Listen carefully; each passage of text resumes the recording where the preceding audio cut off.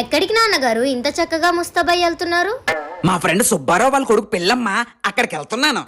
మరి మీ ఫ్రెండ్స్ అందరూ వస్తున్నారా?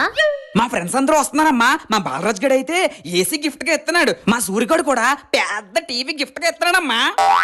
మరి మీరేం గిఫ్ట్ పట్టుకెళ్తున్నారు? వాళ్ళు కొన్న ఏసీ రిమోట్ లో టీవీ రిమోట్ లో వేసుకోవడానికి బ్యాటరీలు పట్టుకెళ్తున్నాను. నాన్నగారు మీ ఫ్రెండ్స్ అందరూ అంత రిచ్ గా గిఫ్ట్లు పట్టుకెళ్తుంటే మీరు చీప్ గా బ్యాటరీలు పట్టుకెళ్తారా? చింతల్లి, నన్ను నా గిఫ్ట్ ని తక్కువ అంచనా వేయకు. వాళ్ళంత పెద్ద గిఫ్ట్ కొన్నా ఈ చిన్న బ్యాటరీ లేందే అవేవి పనిచేయవు. అన్ని డబ్బులు ఖర్చు పెట్టి ఏసీలు టీవీలు కొన్నోళ్ళు 10 రూపాయలు ఖర్చు పెట్టి బ్యాటరీలు కూడా కొనలేరా? అది నిజమేనమ్మా. ఇంక ఈ బ్యాటరీలు పట్టుకెళ్ళడం ఎందుకు? ఇంట్లో ఉంటే మనకైనా పనికొస్తాయి. నేను వెళ్ళి భోంచేసి వచ్చేస్తాను. ఆయన నేను వెళ్తానంటే అదే వాళ్ళకి పెద్ద గిఫ్ట్. నాన్నగారు